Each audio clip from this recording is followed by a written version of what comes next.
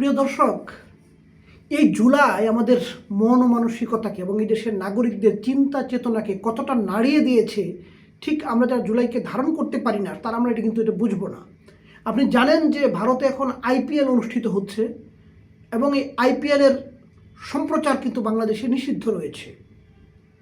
পক্ষান্তরে বাংলাদেশ কিন্তু পিএসএলের সম্প্রচার চালাচ্ছে, কিন্তু এই যে আইপিএলের সম্প্রচার নিষেধাজ্ঞা রয়েছে এটা নিয়ে কিন্তু মানুষের মধ্যে এটা নিয়ে কোনো আলোচনা নেই এবং এই বিষয়টা পুরোপুরি অপ্রাসঙ্গিক।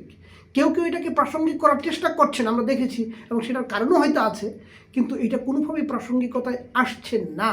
তার মানে জনগণের মন মানসিকতা, এখন জনগণের চিন্তাটা এখনও পর্যন্ত জনগণ তার চিন্তায় সর্বোচ্চ জায়গায় এই রাষ্ট্রকে নতুনভাবে নির্মাণের কথাটাকে রেখেছে। তার কাছে এখন এই খেলাধুলা, এই যে এই আইপিএল, পিএসএল না বিপিএল, এই জিনিসগুলো এখন অনেকটাই গৌণ।